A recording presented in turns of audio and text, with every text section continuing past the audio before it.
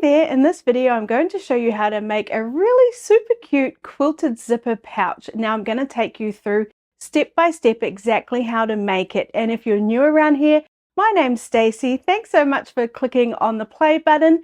Let me show you how to make this really cute little zipper pouch. You can find a copy of these cutting instructions over on my website. I'll put a link down below. I also have a PDF pattern that you might like to purchase, and I'll put a link for that down below too.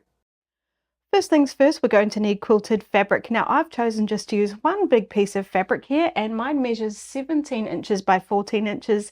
And I know that's going to be more than enough to cut out my two pouch pieces. You might like to make yours quilted, perhaps sew a whole lot of charm squares together, whatever you like. Now you can see here I've just got my main piece of fabric, my batting, and then here I've got my lining fabric. So I've just sandwiched them all together. Pop some pins in, and then now you should quilt yours however you like. I'm just going to sew mine on the diagonal. So you can see here I've drawn some blue lines with my washable marker pen. I'll start off by sewing along those, and then I'll move out about an inch and a half, and then carry on until I get a diamond effect.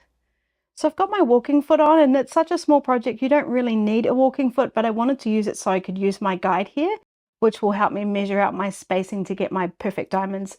I'm stitching at stitch length 4, and I'm using wonderful spaghetti thread, which is a 12 weight, which is really nice and thick, and I thought I'd get a really neat effect using that. So it's something new I'm trying. So I'm just going to follow along my lines, and I'll see you when I'm finished quilting.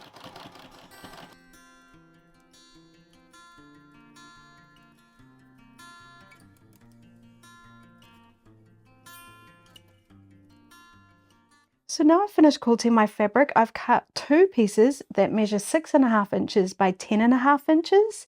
Then for each of those pieces, we're going to take a piece of our binding, and our binding measures 2.25 inches and is 11 inches wide. We're going to fold it in half, wrong sides together, and then give it a press, and I've already pressed mine. And then what we're going to do is flip our piece over so we're on the lining side. And I'm going to line up the raw edges, so the raw edges of my binding with the raw edges of my quilted fabric on the lining side. And then once I'm happy they're all lined up nicely, I will pop in a few clips. I like to use clips with projects like these. It's a little bit easier. If you don't have clips, of course you could use pins too. And then we're just going to sew along this edge. So I've got my 1/4 inch foot on to get my 1/4 inch seam allowance. I'm stitching at stitch length 2. And I'm using wonderful confetti thread for this part of the project. So I'm just going to start just before the edge of my quilted fabric and sew all the way to the other edge, removing the clips as I need to.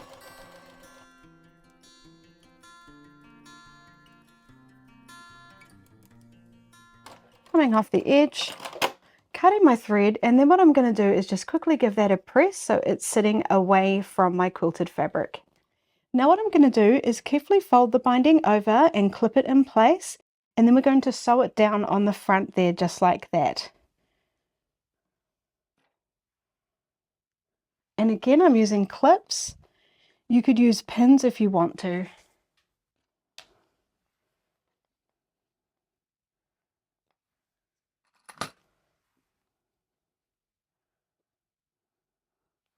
Okay, now we're going to sew along this edge. So I'm stitching at stitch length 3, and I've changed my foot. This is actually my zipper foot because it gets me really nice and close to this folded edge here, about 1/8 of an inch away. So just use whatever foot you've got to do the same, and then I'm just going to sew along this edge until I get to the other end.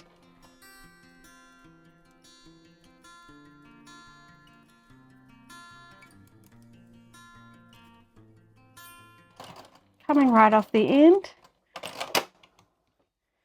Okay, let's move on to the next step.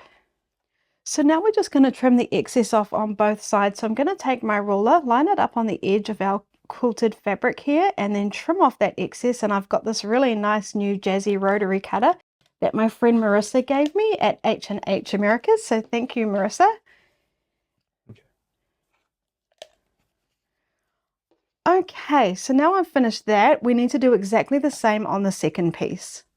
So now what we need to do is cut our zipper so it's 9 inches long. So it doesn't really matter what length zipper you're using. This one's actually a super long zipper. It's 30 inches, but it's what they call a continuous zipper. And then I bought extra little zippers to add on if I needed to, because I'll just cut however much I want from it. So what I'll do is I'm going to cut away from that. I don't want that little stopper at the end there. I just want a piece that measures exactly 9 inches, including the little zipper, so I won't accidentally cut that off. So the first thing I'll do is just cut that off.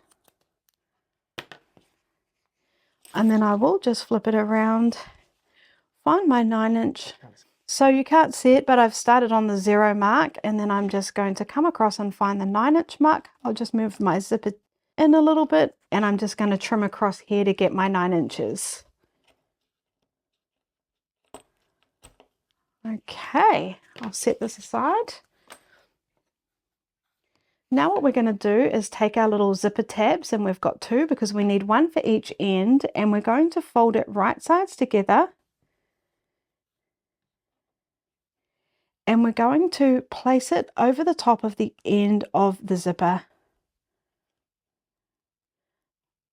So we've basically sandwiched the zipper inside the fabric there, right sides together.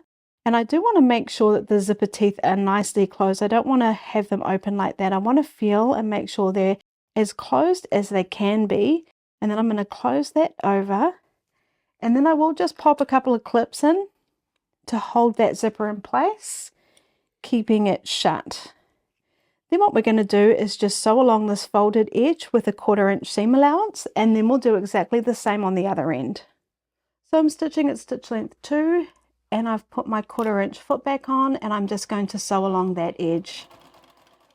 I'm trying to make sure that zipper stays nicely compact or closed or whatever you'd like to call it together there. Just going to put my finger there to add a little bit of pressure, and I'm just going to sew really slowly right over the top, being careful not to get my finger. And then carrying on to the other end. Okay, and now what we do is we just push it over and give that a press, and I'll do exactly the same for the other end.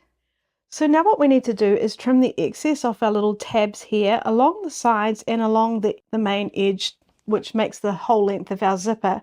Now, if you've measured correctly and if the piece of quilted fabric was measured correctly, we should just need to trim 1 inch from the folded edge to the bottom edge.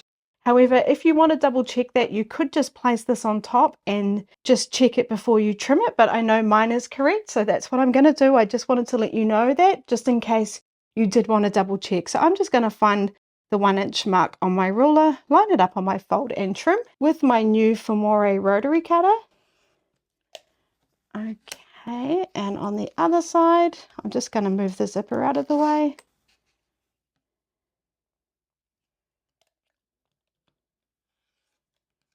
And then what I'm going to do is just really carefully trim the excess off the sides. So I'm just going to line up my ruler on the edge of the zipper and just trim that excess off.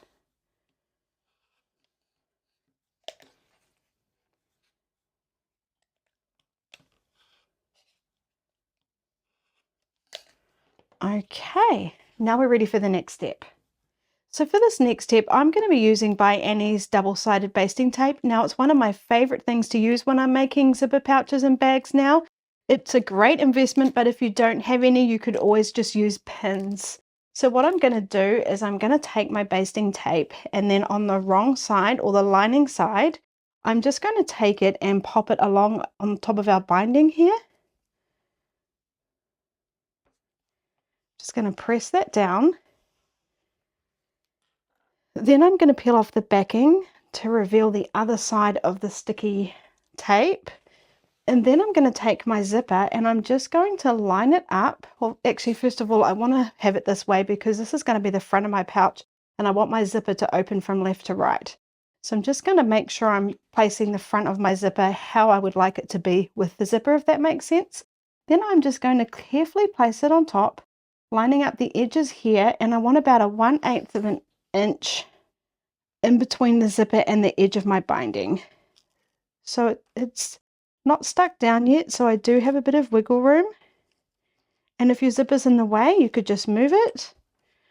It actually looks good to me. And then when you're happy it's perfectly in place, just give it a good press down. Now it's just double-sided tape, it's not going to hold it exactly in place. Rather, it's not like super glue where you can't undo it if you need to. You can always lift it up and reattach it if you need to, but I'm happy with that. So now that's ready to sew. I'm actually going to do it on the other side before I get going.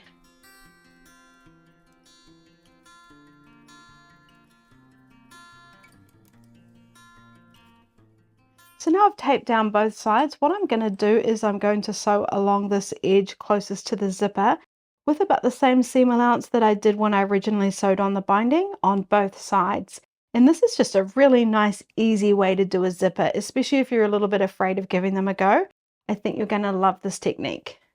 So just starting on the very edge there, I've changed my foot back to my zipper foot and I'm stitching at stitch length 3.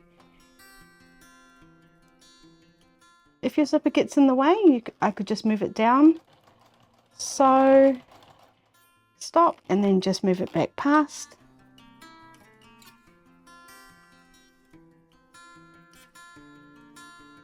Now I did forget to mention, because this bottom bit is loose, we do want to make sure we are sewing it in with the pouch.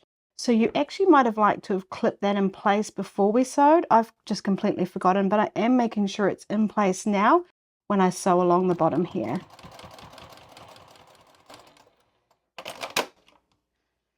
Okay, so that's what I mean there. See how that zipper piece was a flappy open bit? If you don't do that, sometimes you can accidentally sew it down and end up in a right royal pickle. And fortunately on the other side it worked out just fine. So now I'm just going to sew down the other side.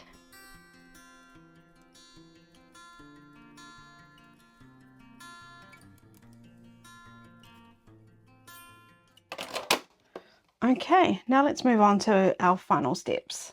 So now this is a step that I like to do, is just cut off a tiny bit of the tape and we're just going to pop it at the end of our zipper here, lengthways like that, and I'll do the same on the other side and I'll show you why I'm doing this in just a second. I've found that it just really helps getting everything to line up absolutely perfectly. So I'm just going to press it down and then pull off that backing. Okay, now what we're going to do is fold it in half, right sides together, make sure the zip is open a little bit, and then we're going to match up the two binding pieces. So I want them to line up really nicely here, and when I feel like they're lined up perfectly, I'm actually going to press down so that that tape is going to stick them together. So can you see what I've done there? And then when I'm happy, I'll pop a clip in to hold it in place. And then I'm going to do the same on the other side. I'm going to check that binding, line up the edges really nicely, give it a good press, and then pop a clip in to hold it in place. And then I'm going to clip all the rest together. So I don't know if I said that before, but I faced them right sides together, sorry. So we've got the linings facing us. And now I'm just going to clip all the edges. I like to make sure that the corners are right before I do anything else.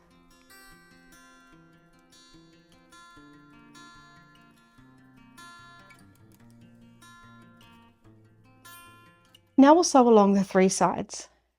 So I've changed my foot back to my 1/4 inch seam allowance foot, and yes, I really do change my feet during the process of making the zipper as many times as I need to get the correct finish that I want. I find it's really worth the effort. So I've got my 1/4 inch foot on, I'm stitching at stitch length 2. I'm just going to go forward a few stitches and then do a back stitch.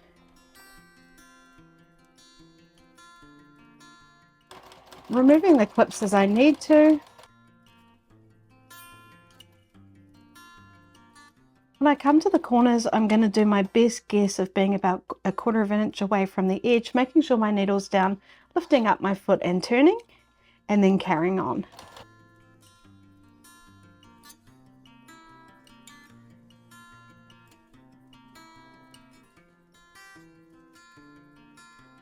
I'm coming up to the final edge here, and I could just see that the zipper tab was kind of sitting not how I wanted it to, so I just paused, and then I'm just going to fix it up and then carry on.